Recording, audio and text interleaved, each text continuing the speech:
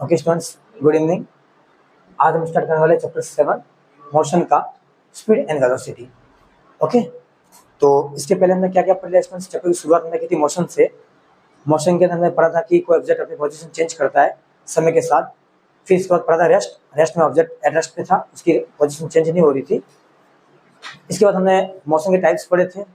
फिर हमने scalar vector पढ़ा था। फिर हमने डिस्टेंस एंड डिस्प्लेसमेंट पढ़ा था। एंड डिस्टेंस एंड डिस्प्लेसमेंट के बाद हमने फाइनली उसके बेस पे बहुत सारे न्यूमेरिकल सॉल्व किए थे। ठीक है, इसके जस्ट पहले वाले वीडियो में। आज हम पढ़ने वाले स्पीड एंड वेलोसिटी। तो देखिए स्टूडेंट्स, स्पीड एंड वेलोसिटी क्या है? सबसे पहले स्पीड क्या होती है एंड वेलोसिटी क्या होती है? तो स्पीड जो है वो क्या है? Distance upon time. सिंपल क्या है स्टूडेंट्स? स्पीड को फिजिक्स में v से बताते हैं और वेलोसिटी को फिजिक्स में किससे बताते हैं? v से बताते हैं। दोनों का सिंबल सेम है, सिर्फ बड़ा डिफरेंस स्टूडेंट्स एक ही है। जो स्पीड है आपकी वो क्या है? स्केलर क्वांटिटी है। क्या है? स्केलर क्वांटिटी है।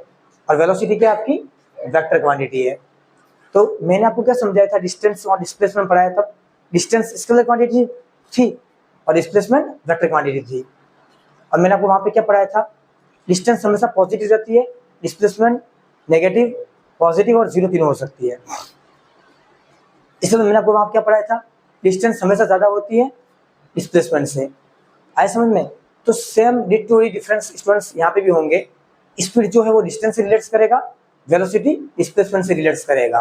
कैसे? देखिए, वहां पे सबसे पहला टॉपिक कौन सा था डिस्टेंस में? Total path length covered by object. Total path length covered by object. यहाँ पे स्पीड के लिए क्या हो जाएगा? स्पीड का एक फॉर्मूला है अपने पास, speed equal to distance upon क्या हो जाएगा? टाइम। स्पीड का फॉर्मूला क्या हो जाएगा?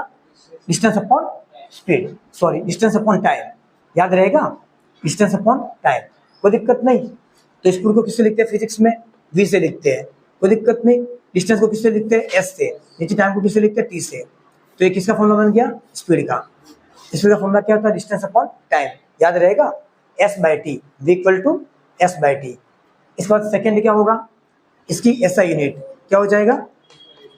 इसकी SI यूनिट। तो SI यूनिट क्या हो जाएगी स्टूडेंट्स फिजिक्स में? डिस्टेंस की क्या होती है? मीटर और किलोमीटर। हम क्या लिखेंगे? मीटर। क्या लिखेंगे? मीटर। टाइम की क्या होती है? सेकेंड। पक्का? कोई दिक्कत नहीं? कोई दिक्कत नहीं, चलो ठीक है। तीसरा, आपका जो स्पीड है वो क्या है? स्केलर क्वांटिटी है। क्या है? स्केलर क्वांटिटी है। क्या है? स्केलर क्वांटिटी है। याद रहेगा? इतनी तीन बेसिक चीजें याद रहेगी। सबसे पहले को पूछ ले आपको व्हाट इज स्पीड, क्या बोलोगे? The distance covered by object with respect to time. याद रहेगा? The object covered distance with respect to time is called speed. या शुद्ध भाषा में बोलोगे, साधारण भाषा में, तो distance per unit time is called speed. Distance per unit time is called speed. कितने समय में कितनी डिस्टेंस कवर की? मैं कहता हूँ बाई चांस मेरी गाड़ी 10 घंटे में 500 किलोमीटर भागी, तो उसकी स्पीड कितनी होगी? एवरेज स्पीड कितनी होगी उसकी? या फिर उस टाइम में बोलूँ 10 घंटे में मैंने 500 किलोमीटर भागा हूँ मैं, तो मेरी एवरेज स्पीड कितनी होगी? 500 अपन 10 कितनी हो जाएगी? 50। मतलब मैं 1 घंटे में मैंने 50 की स्पीड से गाड़ी चलाई है, उसको स्पीड बोलते हैं। आपको पूछे आप कितनी स्पीड से गाड़ी चला रहे हो, तो आप क्या देखते हो? स्पीडोमीटर का वो आंकड़ा देखते हो आप। स्पीडोमीटर का गाड़ी जो आता है, टू व्हीलर चलाते हो तो उसका स्पीडोमीटर के ऊपर जो पॉइंटर होता है उसको देखते हो आप। अगर वो 70 बता रहा है, मतलब क्या बोल रहा है? आप 1 घंटे में 70 किलोमीटर चला रहे हो। अभी आ गया समझ में? नहीं आया? पक्का आया? तो स्पीड को क्या बोलते हैं? Distance upon time. कितने समय में कितनी डिस्टेंस कवर किया आपने? अगर 25 घंटे में 1000 किलोमीटर भागे आप, तो आप कितनी स्पीड से भागे होंगे? 1000 अपॉन 25 कर दीजिए आप। आ गया समझ में? कितना? 40 किलोमीटर की स्पीड से आप भागे होंगे। कोई दिक्कत नहीं? आया समझ में? चलो ठीक है। दूसरा ऐसा यूनिट क्या हो जाती है? मीटर पर सेकेंड। स्केलर क्वांटिटी है, और करके लिख सकते हो आप। किलोमीटर पर आवर भी होती है इसकी यूनिट। क्या होती है? Kilometre per hour. कोई दिक्कत वाली बात नहीं है। दोनों में से मीटर, किलोमीटर बड़ी यूनिट है, मीटर छोटी है, आवर बड़ा है, सेकंड छोटा है। ठीक है, चलो स्केलर क्वांटिटी है। फोर्थ, स्पीड यूनिफॉर्म मोशन के लिए क्या रहती है? कांस्टेंट। स्पीड कांस्टेंट रहती है। स्पीड हमेशा क्या रहती है? Speed constant. किसके लिए? यूनिफॉर्म मोशन के लिए। किसके लिए? यूनिफॉर्म मोशन के लिए यूनिफॉर्म मोशन के लिए स्पीड हमेशा क्या रहती है, कांस्टेंट। अब यूनिफॉर्म मोशन क्या होता है मैं आपको बता चुका हूँ, equal distance covered in equal interval of time. अगर आपकी गाड़ी हर एक घंटे में 50 किलोमीटर भाग रही है, अगले घंटे में 50 किलोमीटर भाग रही है, अगले घंटे में 50 किलोमीटर भाग रही है, तो स्पीड तो कांस्टेंट ही है।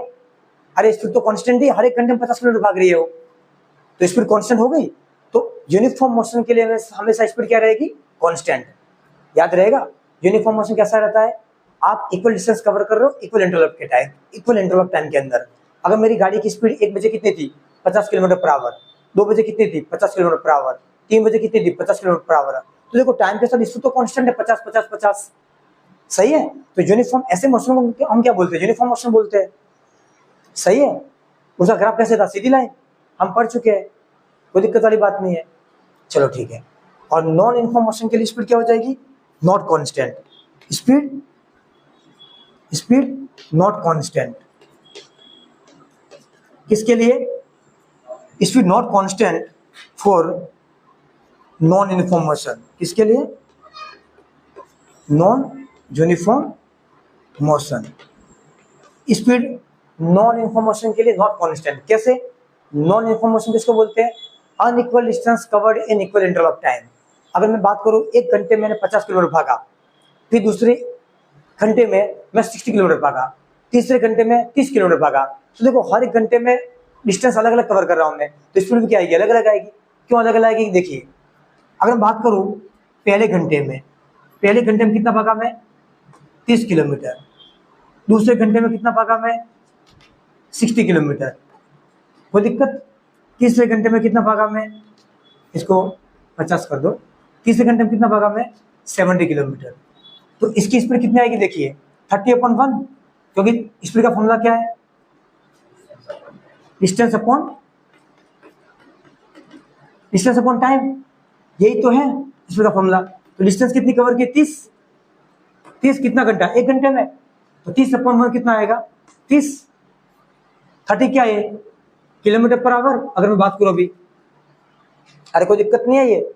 चलो अब मैं सेकंड घंटे की बात करूं इसकी, तो इसकी स्पीड कितनी कैसे निकालोगे आप, डिस्टेंस कितनी कवर करो, 50, सेकंड घंटे 50, अभी सॉरी हाँ अभी डिस्टेंस कितनी हो गई, 50 + 30 कितनी हो गई, 80, कितने घंटे में, 2 घंटे में, 80 2 घंटे में हो जाएगी 80। अरे 50 मतलब आप ऐसे तो रुके हो नहीं हो, 30 ऐड होगा पहले वाला, घंटे भी ऐड हो रहे हैं नीचे, तो कितना हो जाएगा ये, 40 किलोमीटर पर आवर जाएगा लेकिन। सही है, तीसरे घंटे में कितनी हो जाएगी speed,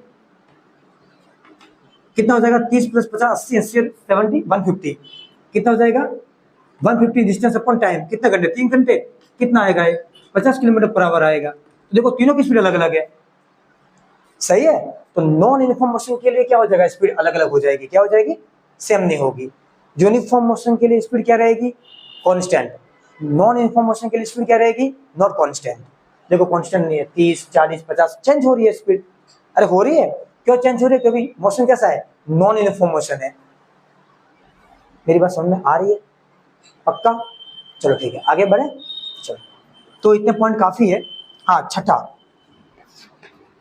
speed always positive, speed always positive, speed always positive होगी, याद रहेगा, कोई दिक्कत वाली बात नहीं है। चलो ठीक है, ये तो हो गया सारा स्पीड के बारे में। और स्पीड हो सकता है, स्पीड हमेशा वेलोसिटी से ज्यादा होगी, स्पीड ऑलवेज पॉजिटिव होगी। And last point, speed always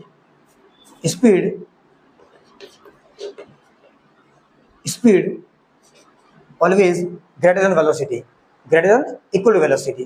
दोनों सेम भी हो सकती है, इक्वल भी हो सकती है, सॉरी दोनों सेम भी हो सकती है और बड़ी हो सकती है, छोटी कभी नहीं होगी स्पीड। जैसे डिस्प्लेसमेंट क्या था, equal to distance and greater than distance, distance is equal to displacement और greater than displacement. Distance displacement के इक्वल हो सकती है और उससे बड़ी हो सकती है, छोटी कभी नहीं होगी। तो सर स्पीड में क्या हो जाएगी, वेलोसिटी के इक्वल हो सकती है, उससे बड़ी होगी हमेशा। इक्वल टू कब होती है, स्ट्रेट लाइन मोशन के अंदर, मैंने बताया था स्टूडेंट्स आपको, ये स्ट्रेट लाइन मोशन के अंदर डिस्टेंस और डिस्प्लेसमेंट सेम हो जाते हैं, तो स्पीड और वेलोसिटी भी क्या हो जाएगी, सेम हो जाएगी। तो क्या हो जाएगा यहाँ पे, स्पीड ऑलवेज मत लिखो, स्पीड ऑलवेज, हाँ speed always equal and greater than velocity, greater than velocity. याद रहेगा, कोई दिक्कत नहीं। थोड़ा कैमरा सेट कर दो स्टूडेंट्स, नीचे वाला भाग में दिख रहा है। Okay, speed always equal and greater than velocity.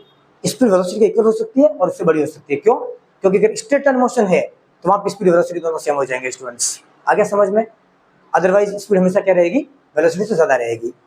चलो, इतने सारे पॉइंट अब मैं वेलोसिटी के बारे में बता देता हूं आपको। वेलोसिटी क्या होती है? अभी जो वेलोसिटी है स्टूडेंट्स, ये क्या होती है?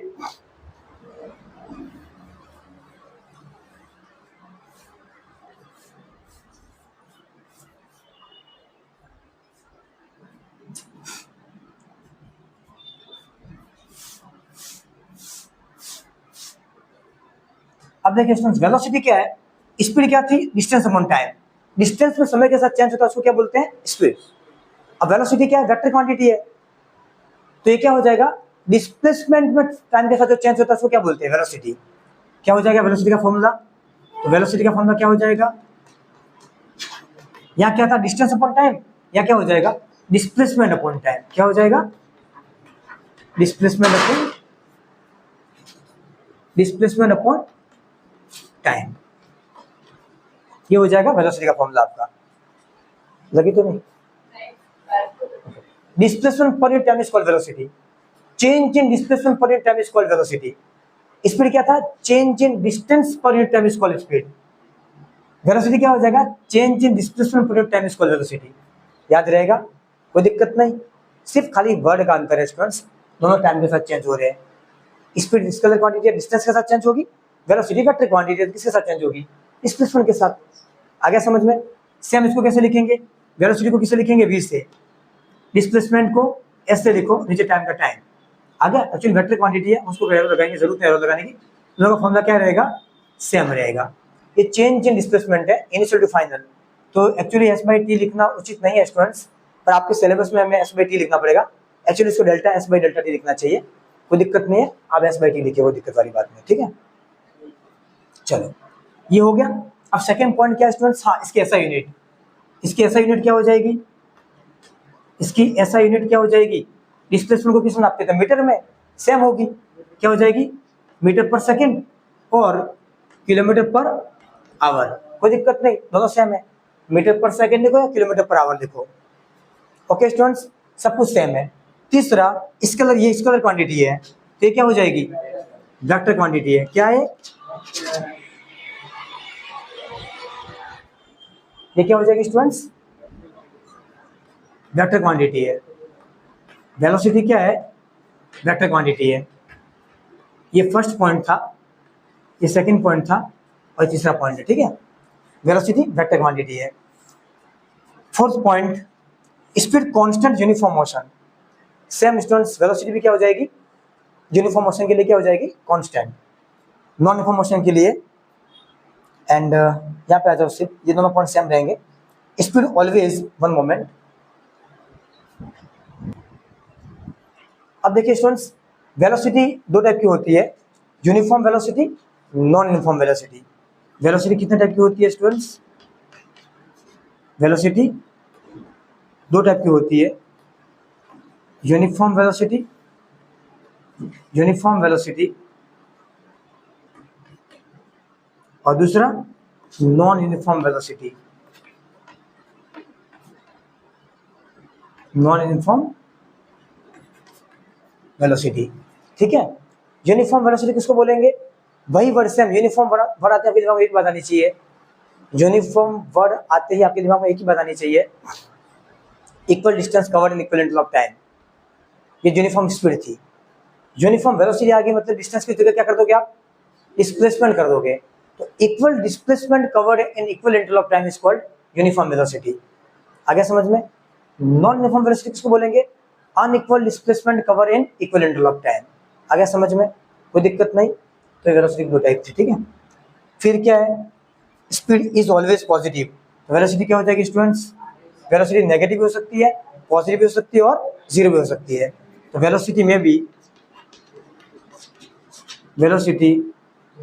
भी पॉजिटिव, नेगेटिव और जीरो। आगे समझ में?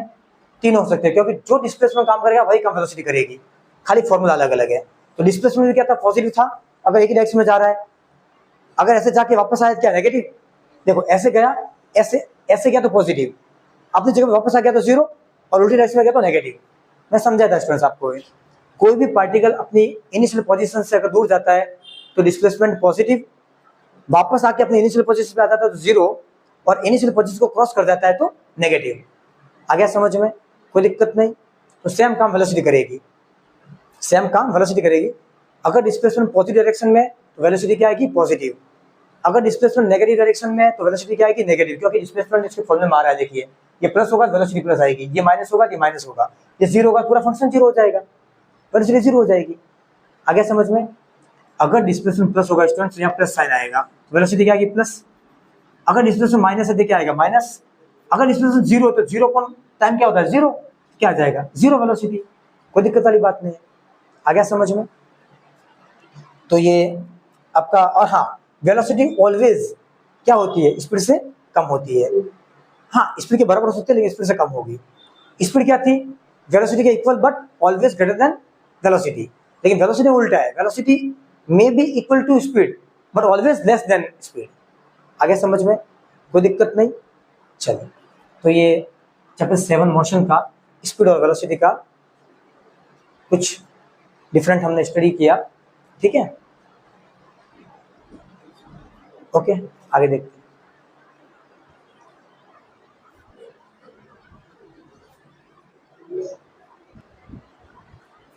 ओके स्टूडेंट्स, जो नेक्स्ट टॉपिक है वो average speed and average velocity का है। ओके स्टूडेंट्स, तो एवरेज स्पीड कैसे निकालेंगे, सबसे पहले average speed and average velocity. Okay students, average speed किसको बोलेंगे, एवरेज वेलोसिटी किसको बोलेंगे। तो देखिए students, one moment. Okay, average speed and average velocity. Okay, अब ये क्या होता है स्टूडेंट्स, तो सबसे पहले एवरेज स्पीड। तो एवरेज स्पीड किसके लिए काम मिलेंगे हम, एक्चुअली बच्चों का जनरली क्वेश्चन रहता है स्टूडेंट्स, हम कब स्पीड का फॉर्मूला लगाए क्वेश्चन में, कब हम एवरेज स्पीड का फॉर्मूला लगाए। हमारे पास क्वेश्चन आता है तो हम किस केस में एवरेज स्पीड का फॉर्मूला यूज करें या स्पीड का फॉर्मूला यूज करें। तो यूनिफॉर्म मोशन हो, यूनिफॉर्म मोशन जिसके अंदर ऑब्जेक्ट इक्वल डिस्टेंस कवर कर रहा हो इक्वल टाइम इंटरवल के अंदर, तो आपको सिंपल स्पीड का फॉर्मूला लगाना है, किसका, स्पीड का। बट नॉन यूनिफॉर्म मोशन आ जाए, इक्वल डिस्टेंस कवर कर रहा है अनइक्वल इंटरवल ऑफ टाइम के अंदर, तो आपको कौन सा फॉर्मूला लगाना है, एवरेज स्पीड का। कौन सा लगाना है, एवरेज स्पीड। सबकी स्पीड हम अलग अलग निकाल देंगे, फिर सबको जोड़ देंगे। क्या करेंगे, सबकी अलग अलग स्पीड निकालेंगे और सबका एवरेज निकाल देंगे हम। आगे समझ में, जैसे कि एक घंटे में 50 भागा, दूसरे घंटे में 60 भागा, तीसरे में 30 भागा, चौथे में 50 भागा, तो इन सबकी अलग अलग निकाल देंगे हम, फिर सबको क्या कर देंगे, ऐड कर देंगे, तो हमें क्या मिल जाएगा, एवरेज स्पीड मिल जाएगा। तो एवरेज स्पीड का जो फॉर्मूला है फिजिक्स के अंदर, उसको ऐसे लिखते हैं, वी एवरेज, ऐसे करके लिखते हैं। टोटल डिस्टेंस, क्या लिखोगे, total distance covered by object upon total time, क्या लिखोगे, टोटल टाइम। ये एवरेज स्पीड का फॉर्मूला है, total distance covered by object upon total time. आगे समझ में, कैसे लिखेंगे इसको फिजिक्स में, v is equal to v average, ऐसे लिख के टोटल डिस्टेंस मतलब s1 plus s2 plus dash dash dash sn upon time कितना होगा, t1 plus t2 plus t3 dash dash dash tn, इस तरीके से। आगे समझ में, टोटल डिस्टेंस जो कवर किए s1 s2 टोटल ऐड कर लेंगे, टोटल समय से उसको डिवाइड कर लेंगे। आगे समझ में, कोई दिक्कत नहीं।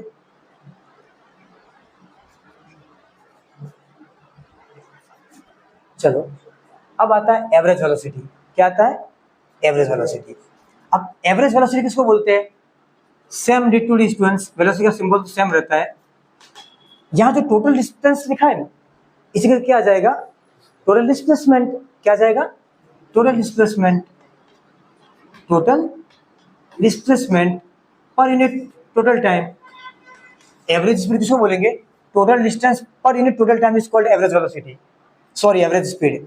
And total displacement per unit total time is called velocity. Average velocity.